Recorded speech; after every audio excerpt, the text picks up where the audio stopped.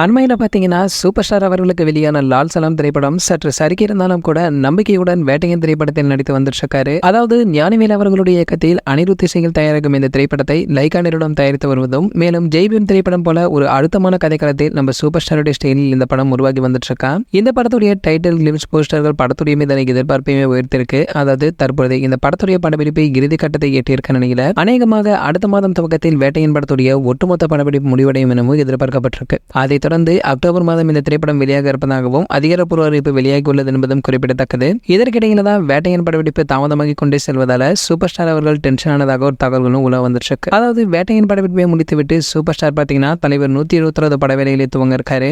இந்த சமயத்துல தான் இன்னும் ஒரு சில காட்சிகள் எடுக்க வேண்டியிருப்பதாக கூறி சூப்பர் ஸ்டாரிடம் மேலும் ஒரு சில நாட்கள் கால்ஷீட் கேட்டிருக்காரு ஞானவேல் அவர்கள். அதாவது சூப்பர் ஸ்டார் பாத்தீங்கன்னா 170வது திரைப்படத்திற்காக நான் தயாராக வேண்டும், எனவே கால்ஷீட் தற்போது என்னிடம் இல்லை என கலராக சொல்லியிருப்பதாகவும், அதன் பிறகு ஞானவேல் கேட்டுக்கொண்டதற்காகவே வேட்டையின் படத்திற்காக மேலும் ஒரு சில நாட்கள் தான் கால்ஷீட்டை ஒதுக்கியிருக்காரு நம்ம சூப்பர் ஸ்டார் என தகவல்களுமே கசிந்திருக்கு. ஆனால் இந்த தகவலில் எந்த அளவிற்கு உண்மை உள்ளது என்பது இன்னும் வரை தெரியவில்லை என்பதும் குறிப்பிடத்தக்கது.